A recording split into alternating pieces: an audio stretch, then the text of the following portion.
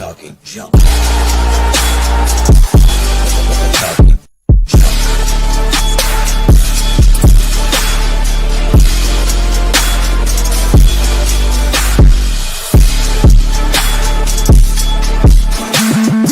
Ladies and gentlemen, boys and girls.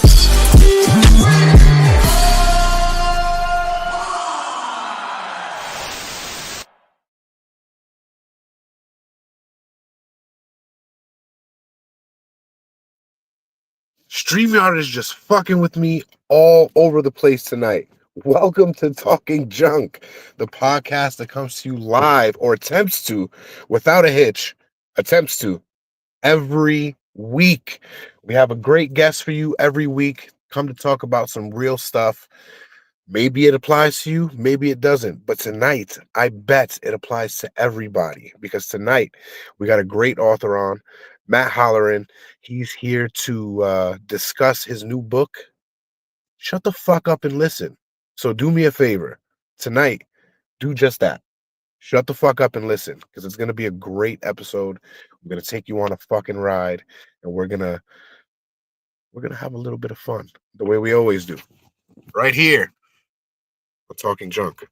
And StreamYard, get your shit together. I pay too much for all of this. All right. Without further ado, Matt, how is it going, buddy? Good, man. I'm looking forward to this. This is super exciting, and I'm sorry that you've had all of those technical issues, but I do have to say the fact that you can literally stream from your cell phone is actually a pretty good piece of tech. But I'm sorry we've had the technical difficulties. I mean, it's all right. What can we do? We're gonna make it. That's right. So tell me a little bit about your journey. How did you even get into the swing of trying to write your own book? So this is actually my third, man. And my fourth one I just finished. I never really thought I was a writer. I'm a speaker, podcaster by training. I started doing radio when I was 13 years old in my high school. So I never really thought I'd be an author. And then I was speaking at a conference, and I said some rather inflammatory things on stage, and that got Wiley interested in my first book. And then my second book I self-published, which was an absolute nightmare. And then this book, the Shut the F Up and Listen book, I brought in a really good team of editors and writers and graphic designers and book designers, and really did everything myself. I mean, with the team executing the stuff. And so I just realized something very simple, man. Everybody tells everybody that they need to learn how to listen, but nobody tells you how to do it. Like, they just think we just naturally know how to listen because we have two ears and one mouth. And I think you could probably agree that that's not the case at all. So you're absolutely right. Nowadays especially, nobody likes to listen unless it's to themselves. They love to listen to themselves. Well, so one of the opening lines of the book is, we have an epidemic of loneliness in this world where everybody's screaming into the void, hoping that somebody will show that they're listening. But nobody's showing people that they're listening. In my experience, when you actually show somebody you're listening, the amount of angst and pissed offedness and aggression and all of those things, violence even, goes down exponentially, because that's really what people are craving. Listening just allows you to make a real human connection with somebody. And in a world that is all virtual, in a world that everything is so fake online, man, like your Instagram is just really a load of shit. That it's not, Facebook, it's just bragging, right? It's not real. People really want that real connection. And so I decided I was going to write a book to help people learn how to do it. Now, what do you, I know a lot of self-help books, they come in steps to gradually get you to where you're going. Does your book come in steps also? It does. So it starts off with a hack on how to figure out what type of person you're communicating with. And this is one of my favorite things to talk about, because I think after you hear these 5 different kinds of communicators, you're like, oh yeah, that makes a lot of sense. So the first one is people who are just, skydiving or parachuters, right? So they're they're jumping out of the world. They're screaming towards the earth. Everything is just flying by them. They don't really have time to talk. They don't want to talk. But if you do engage them in conversation and you achieve any level of depth, man, they pull that parachute, they're gone, right? Right. They're in their safe spot. The second one is hang gliders, right? So hang gliders are those people who are just they're enjoying the view, right? They're just floating above the earth, looking at all the pretty stuff.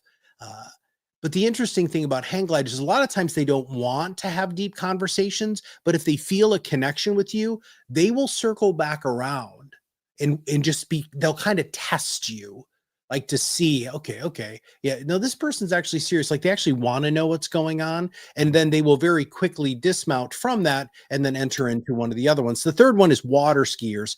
And this is where most people are in the world. Most of us are just we're holding on for dear life, man, in communication and conversation and relationships, because we know that if we let go of that tow rope, I live in Michigan, man, we do a lot of water skiing here. You let go of that tow rope, man, when you fall, it hurts. But it doesn't hurt for too long. And generally, you've got a life vest, so you start bopping around. And then a lot of times you're going to want to get up again. And that's how they manage conversation. The goal is for people to become snorkelers. Not the fifth one, which I'll talk about in a second, is snorkelers. Because what most people want is they want to like kind of snorkel up next to you. And you guys are both looking at the same thing. And then when you want to get into a deeper conversation, you'll take a breath and then you'll dive underwater. But most people can really only hold their breath for maybe like a couple of minutes max. So it creates this wave of depths and, surface conversation, which is where most people are very, very comfortable. This is actually what happens a lot of times with podcasters. This is like where you get into that flow state where you'll ask a question and the guest will go ahead and talk. And, it's a really good back and forth. But the fifth one is where this is actually scary to most people, which these are the people who are scuba divers who, from the minute you say, hey, how you doing? Man, they tell you freaking everything, right? I mean, like everything, like you're learning about the dog. So now my laptop wants to have life and play music. I'm sorry about that. That's all right. So that's really what ends up happening. So I created this cheat sheet so that when you go into a conversation, very quickly you can say, okay, so I'm working with a hang glider. I know that they're probably going to circle back. I just need to find a connection point. Or, oh my God, this person is a water skier and they're just holding on for dear life. And I just want to make sure I can try to slow the boat down so they feel safe. Right? So it's just an easy hack. And then I walk through my 7 different types of listening, because here's the other thing, man. Everybody talks about something called active listening, which is that nodding and saying, I hear you. That's really empty listening. It's really shallow listening. It's very self-centered listening. And so I teach a process called engaged listening, which is fundamentally different because it has to do with intent. So how does one bring themselves to be an engaged listener and get out of the world of procrastination? Because that's really what it is. Yeah, I haven't heard that yet. That's awesome. I might have to steal that if you don't mind. Steal away. Appreciate that. The foundation of everything is listening to listen, not listen to respond. And this is a very difficult skill to learn because we are always trying to listen to respond. Somebody asks you a question, you start answering the question. 3 minutes in, 2 minutes in, 50 seconds into your explanation, they're already thinking of the next thing they want to say. And then what ends up happening is they're not listening anymore, because in their brain, they can't hold that space at the same time. They can't think about, oh my God, I really want to ask him about his car. When you're talking about all of this, I miss so much. And so part of it is really truly being present in the conversation, where you really truly want to hear what they have to say. And then when they get done saying what they say, that's when you start to formulate your question. And honestly, what it does, man, is it slows conversation down a lot, which allows you also to process this. We also know that when you finish talking, it actually takes about 2 seconds for your brain to catch up. And so we try to build in that space so your brain can catch up as the person who's answering the question, and also so the person who's potentially wanting to ask you another question about it, they have time to do it too. Okay. Okay. Now, you're a podcaster, Yeah. and one of the things that you actually have to do is what you're telling people not to do. You kind of got to think about your question beforehand while the guest is talking, and then still be able to blurt it out and engage at the same time. How do you manage to do that? I see it. I entirely disagree. The shows that I've done, so I've done over 1,000 podcasts myself, is I leave the space. I really do. One of the triggers for me writing this book was I was interviewing this very high powered guy in my industry, who's got a really substantial ego, but he's really, really smart.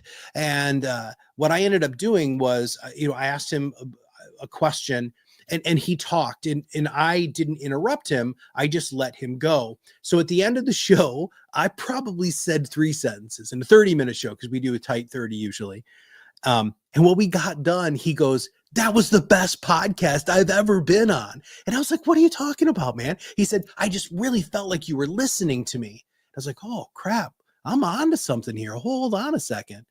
And then the other thing that happened with the whole listening thing with podcasting is I was interviewing this guy who is autistic, and he's a really famous PR person. And he kept saying the same thing over and over again. It was his differentiator between why he was such a great PR company and everybody else sucked. And I kept asking him other questions, and he kept coming back to this statement. And I was like, man, this guy's stuck. I got to get this guy unstuck.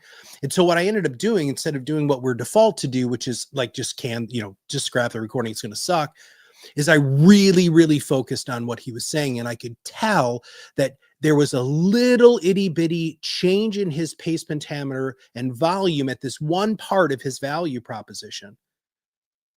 And I stopped him and I said, "Hold on." And he's like, "What?" I said, "You just said that differently this time." And dude, he goes, "Holy shit, you're listening to me."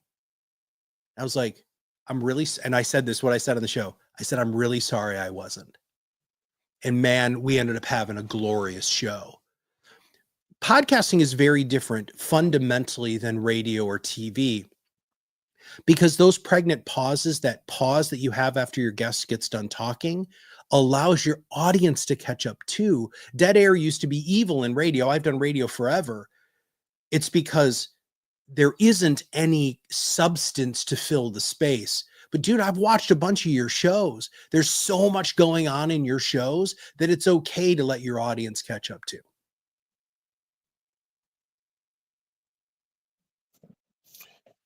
I don't know if I should take "there's a lot going on in my shows" as a good thing. It's a good thing. It's a great thing.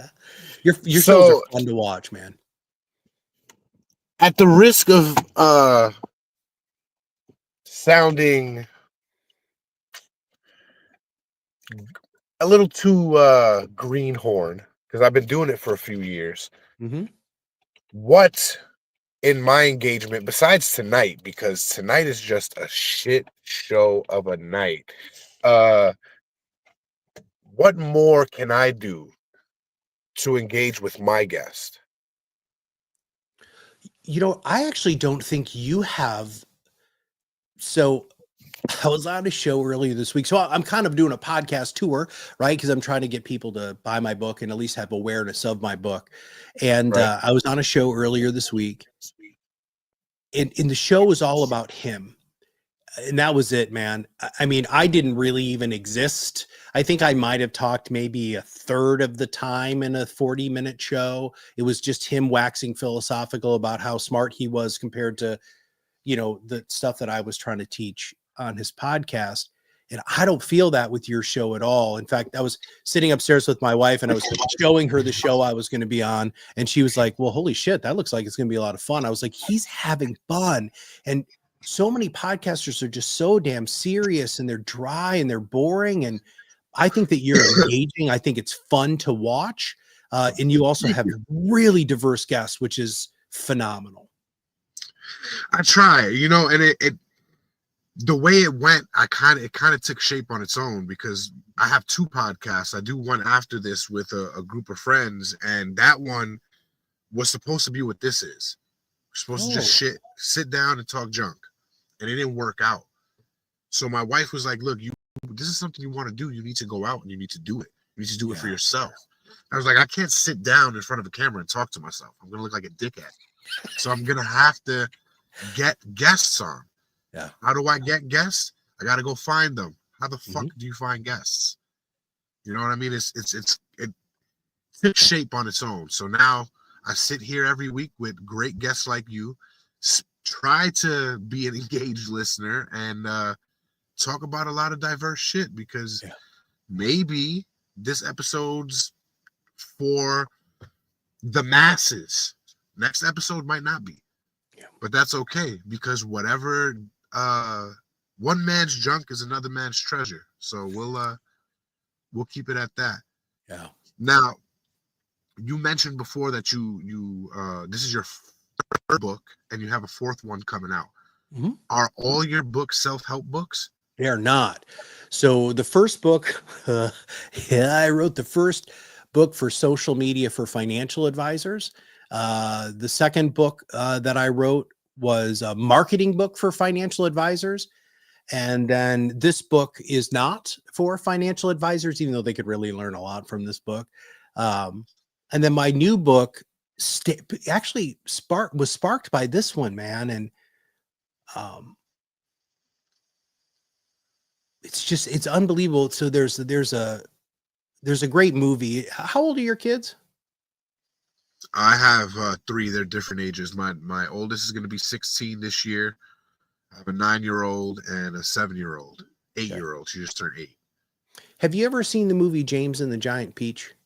Of course. Okay, well, I have to ask, man. I've asked people that question. They're like, I have no idea. All right. So, okay, in James and the Giant Peach, when James gets the bag of magic beans from the old man and he drops them, right? And one of them goes and becomes the peach. Well, he climbs into the peach in the movie and he's sitting there and he's looking at the grasshopper and the worm and the caterpillar and the glowworm, right? And the Mrs. Spider.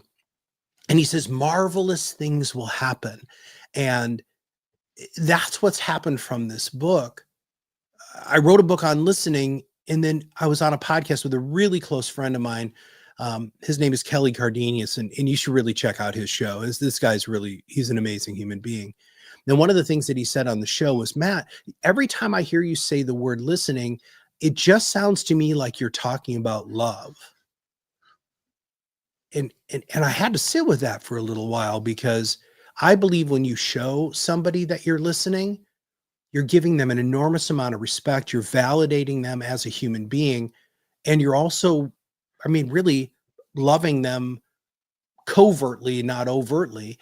And that just triggered this huge thing, dude. So I've got the book literally came out of me in 2 days. I think I'm like 18,000 words in, which means first draft is done. Every time you write a book, you have to rewrite it, which is what I'm going to be starting to do actually this weekend.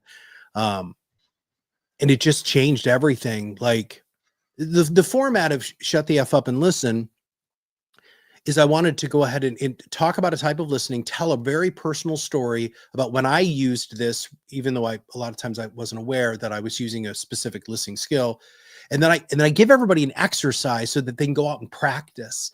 And the reviews that I've gotten on the book, the reviews that I've gotten on the book have been, oh, we got echo. Yep, give me 1 second. I'm trying to fix that.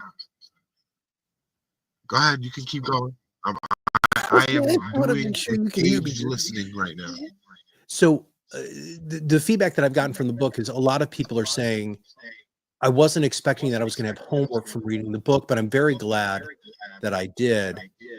And so this new book is the same sort of way. Is I'm talking about a way that you can spread magic, joy, and love into the world. I'm talking about a way that you can spread magic. And then all of a sudden, I'm going to tell you about a story about spreading magic, joy, and love into the world, and then an exercise so that you can close the book and go do it right away.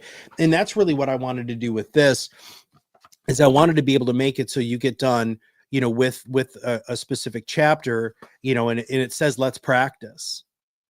Right. I mean, it specifically says right at the end here, let's practice. Here's another couple of exercises. And that's been really, really important to me to be able to get that through to the audience so that they'll actually try to make change, because so many people are trying to listen. They don't know how to listen. They don't know how to practice it. So I figured, what the hell, I was going to teach them how to do it. Now, I'm not going to lie. It was hard to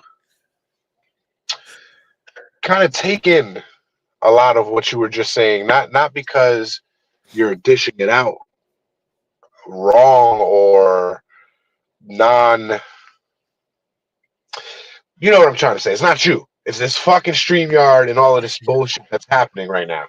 But I got you. I got the gist of it. And I just want to backtrack just a little bit, because Sure. when we first started and you were talking about engaged listening, you said something that my wife spews at me all the time. And she tells me that I do it a lot and it's a habit. And I do. I'm guilty of it. I hold on to what I want to say in the beginning of the conversation or uh, argument, whatever it may be, and I will hold on to that thought until I'm ready to say it, or there's an opening to say it. But that doesn't mean I'm engaged listening. I'm just holding on to what I need to say, or I think I need to say. Yeah. Now, you said your new book has to do, or from what I gather, what I think I got is engaged listening made you realize, or somebody made you realize, that it was all about love. Yeah. And it's amazing, because you're absolutely right. And when you calm down and you get that habit out of your head, and you realize that it's mainly your anger that's letting you hold on to that thought, Yep. and you let the love in, then you actually want to start engaging with whoever it is. It could be the guest on your show that you're having a really uh, passionate conversation with, or your significant other, your child, Mhm. whatever the case may be. If you pause for a second and do the Carl Winslow 3, 2, 1, Yeah. 1, 2, 3. What in the world is bothering me? And just think about the conversation Yeah. instead of thinking about your answer. And it's amazing. You're absolutely right. All about love. Well, one thing that I wish somebody would have told, I've been married for 25 years. And one of the things that I really wish somebody would have told me is this wonderful communication hack, um, which is when it doesn't matter if it's your wife, your husband, your kids, or whatever. When they come to you and they want to talk to you, you ask them this very simple question: do you want me to listen, or do you want me to listen to help you solve the problem?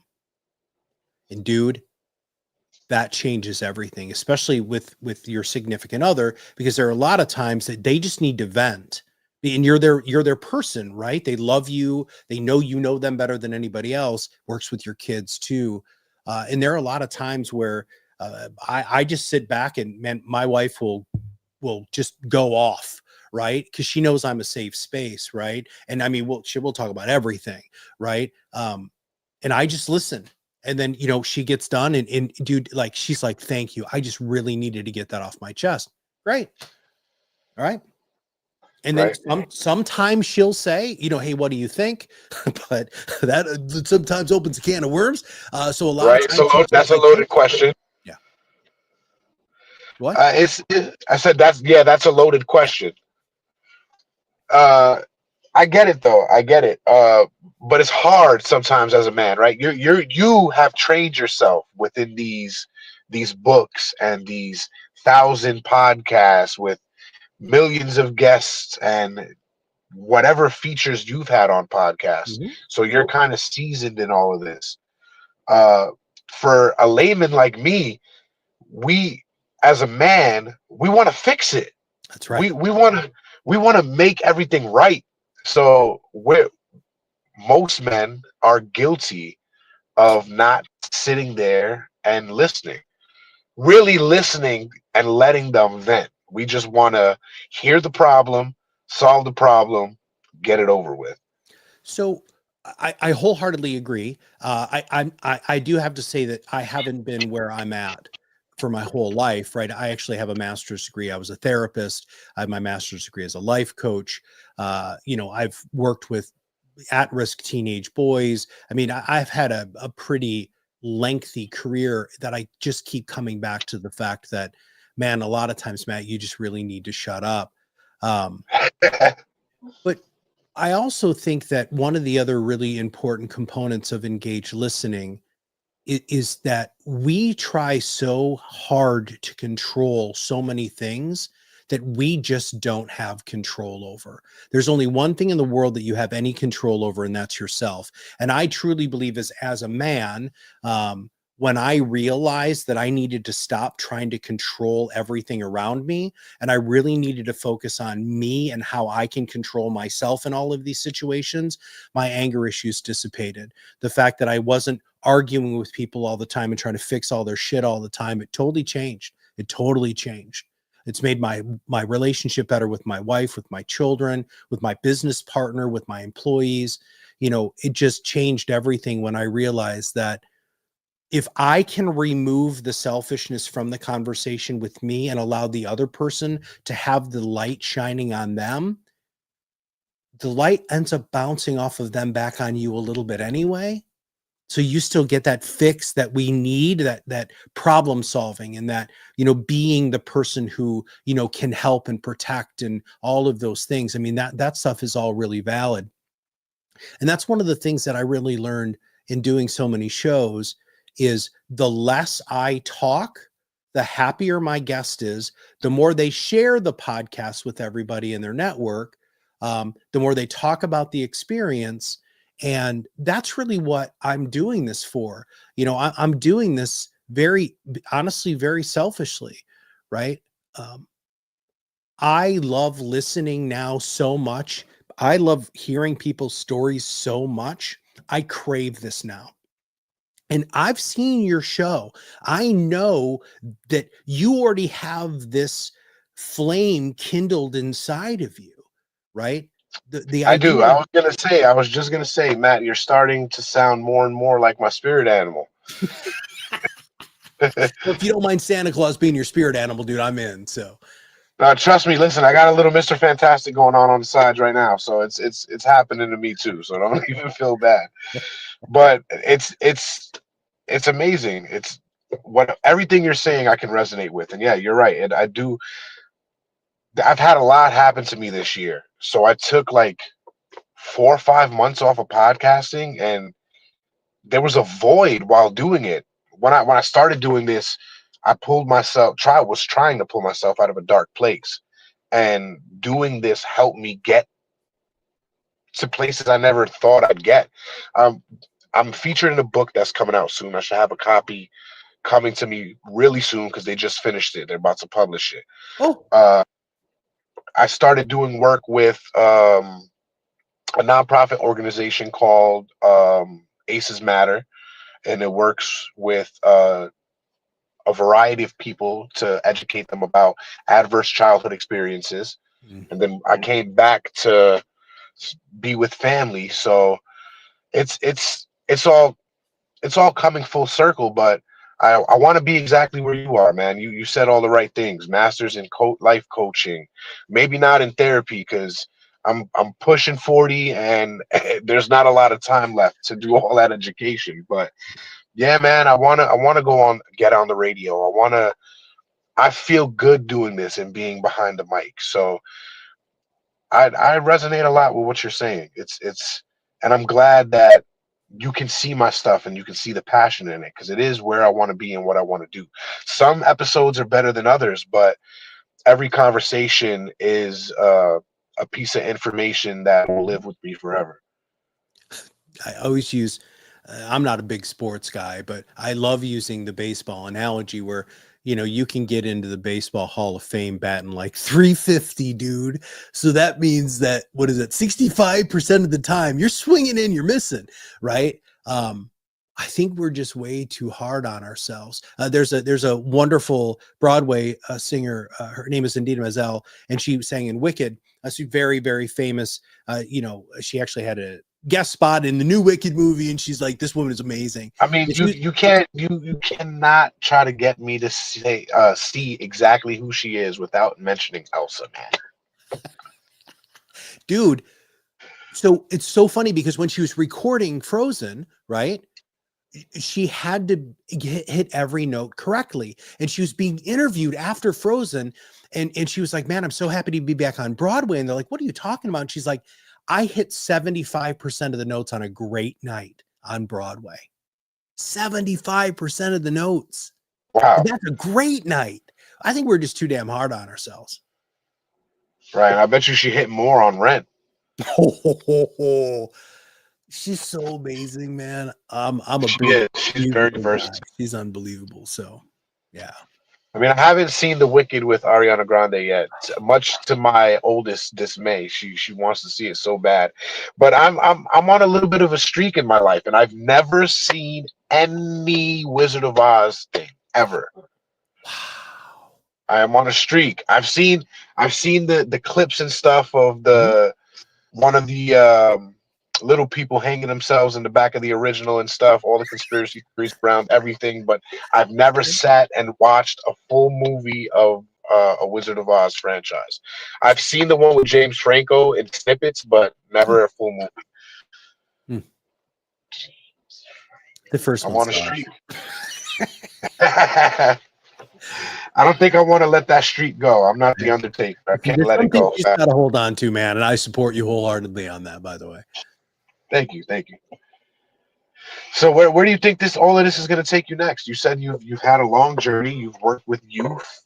You're still working in financials. You're schooling people who should be smarter than most of us, but really they just know how to make money. Schooling people on engaged listening. Still doing much more than the rest of us in podcasting. Where do you see yourself going next? Are you going to continue to be a self-help author, or are you just going to take what you have learned and apply it to other means of presentation, maybe documentaries, or get out there and do some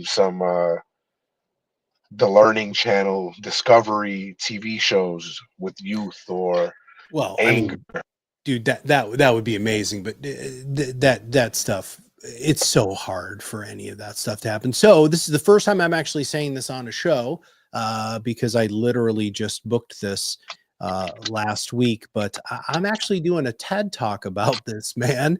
And Wow. so I'm like freaking out about that, but Congratulations. yeah, thanks, man. I mean, I do a lot of public speaking. So I have lots of different presentations. I've got presentations on listening. I got presentations on basically spreading magic, joy, and love into the world. I actually do sales training using listening skills, leadership training using listening skills. So I'm really trying to see what's next. I'm gonna tell you this very, very quick story. So when I was in the Navy, I was in the Navy right when I got out of high school, because there's no way in hell I could have gotten into college, because I partied way too much and was focused on girls. Like I just didn't care about school. And so I joined the Navy, and I'm about to get on my ship, walking literally up the gangplank. And I get on board, and the chief boatswain's mate, the guy who was my supervisor at the time, he said, 2 things you need to know. He said, number 1, we're going to war in 2 weeks. Number 2, if we get hit anywhere on this ship, we're going to blow up in a 2 square mile radius, because I was on an ammunition replenishment ship. So needless to say, I just turned 18 years old, and here I am massively confronted with death. But when you're on a ship and you're in a bad storm, most people are getting seasick like everywhere. It's actually really disgusting. And for some reason, I don't get super seasick. And so they were making me stand all of these watches. And so I'm in this, the big red floaty suit, and, that gets, cold weather gear. And I'm latched into this line, and I'm walking up to the front of the ship to do this very specific thing. And like, I'm just getting pelted with waves and water and wind and everything. So I get up there and I finish doing my little job, and I had to come back around, and then I would latch back into the line, the safety line, and dude, the wind was at my back. And all of a sudden, like I would jump and I would just float in the air. I would jump up and down and just float in the air. And I was like, damn, this is crazy. And so I'm sitting in my bed that night, realizing that I made it another day because this was dangerous shit. And I thought to myself, I was like, in my life, there have been so many times where the wind tries to blow me in a direction, and I'm just so stubborn and obstinate that I'm going to turn and face the wind, and I'm going to be like, you don't know what you're doing, wind. You can insert whatever spiritual being you might want into the wind. And then I just realized, man, if I just put the wind at my back and see where the wind is going to carry me, pretty marvelous things can happen. Now, it hasn't always been great. I've had horrible jobs. I thought the wind had blown me in a direction that actually was just Matt blowing myself in a direction, and it really sucked. And then I've had other times where I trusted in the wind, and just these marvelous, marvelous things happen. So I don't really know where the wind is blowing me really hard right now. I can really feel it. I don't know where I'm going to go. I don't know what I'm going to do. I'm 52, man. You said you don't have a lot of time left. And life is long. I don't know whoever told everybody that life was short, because man, this shit's long. It's long. You got lots of time. I hope I have lots of time.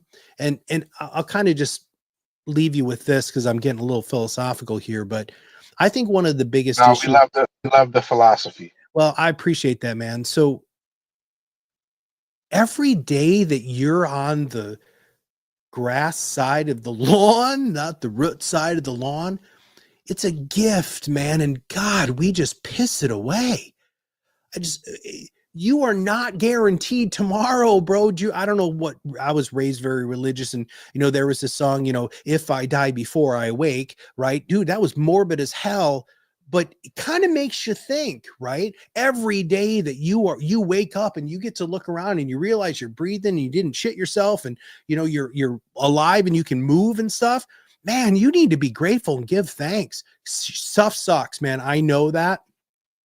I also know that as a 52-year-old straight white man, I got privilege out the wazoo. I get that. I'm learning about that a lot more, but I'm still really grateful that I have another day to just try to make the world just a little bit better, just to try to spread a little bit of magic and joy and love into the world every single solitary day. And I'm just going to keep doing that for the time I have left, and let's see where the wind takes me. Man, I got to tell you, although I was soaking in and listening to everything you were saying, I was holding on to something, because I wouldn't be a podcast host if I wasn't. And I got to tell you, there's a joke somewhere there. When you have a seaman talking about the wind blowing him in all different directions. That's so good. There were so many innuendos in that conversation there. It was hard for me to keep my composure. I would love, one of the things I told my wife is a goal of mine, and this is me trying to make little steps to make it to some of the big steps that I want to take. So I'm going to be 40 in 3 years, and it's my mission in the next 3 years to try to do at least one stand-up comedy bit somewhere here. And just conversations like this help. So thank you very much. Dude, anything that we talked about today, man, you turn this into stand-up comedy, you're gonna make me so damn happy. I just hope I get to see it, because that'd be like the ultimate compliment, that something I said could be turned into something really funny and entertaining. And I really hope you do that, because that'd be really freaking cool. Well, if I do, I definitely will send you a copy.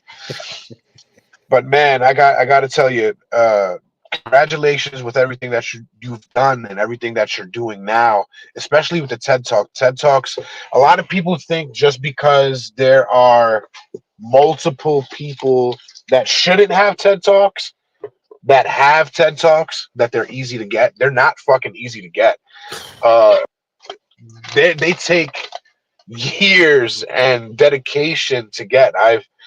I've been grateful to have known a handful of people on the show, and one personally that has just landed her TED Talk. So Yeah. congratulations, Cindy. She from the Aces Matter organization. So she landed her TED Talk, and man, for anybody who thinks a TED Talk is easy, you need to fucking do your research, because these people are working hard Yeah. to get onto a TED Talk, and it takes dedication. So congratulations, brother, and I hope and pray that when you finish your TED Talk, you reschedule and you come back on here so I can show you the proper talking junk way of podcasting instead of the phone, laptop, tablet, everything acting the fuck up.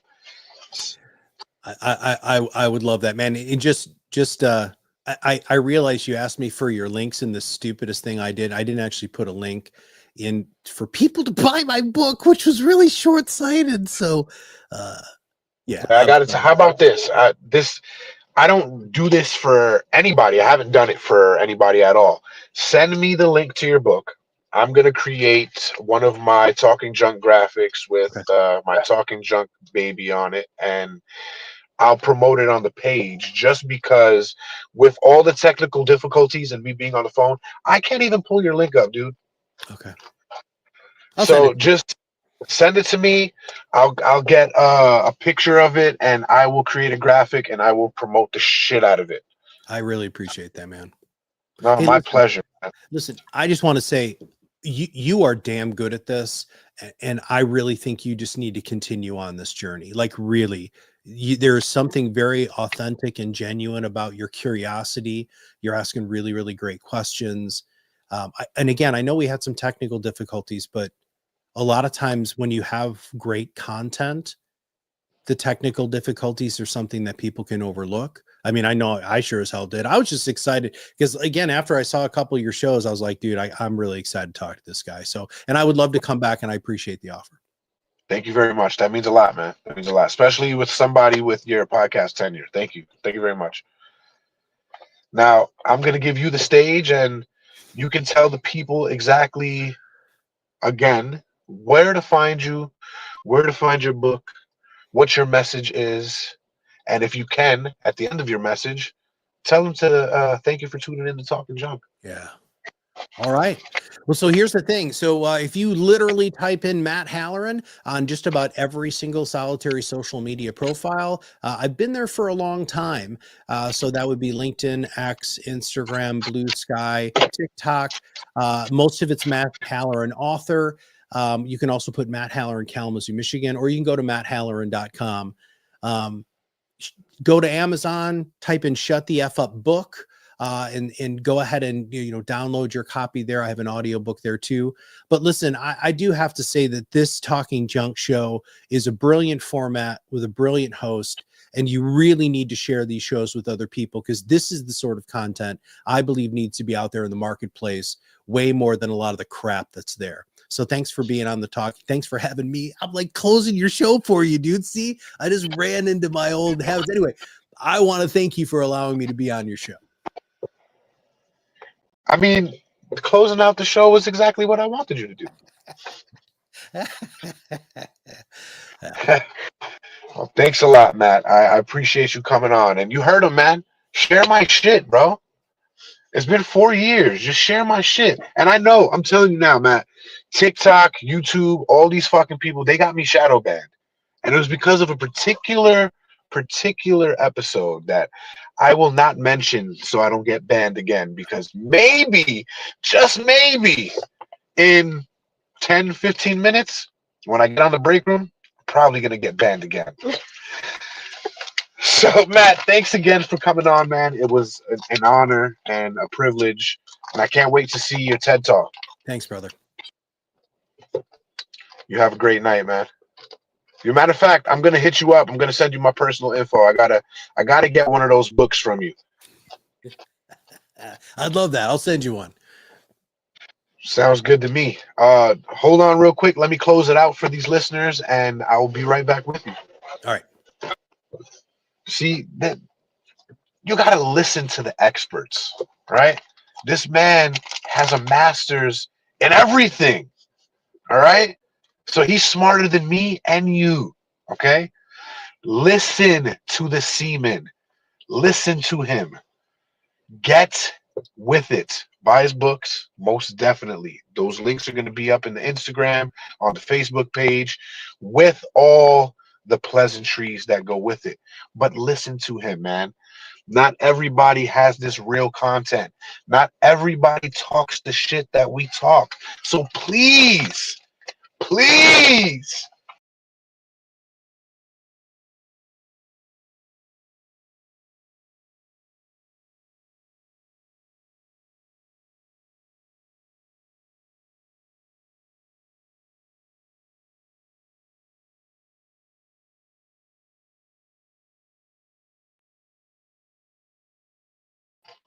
make sure you share the content.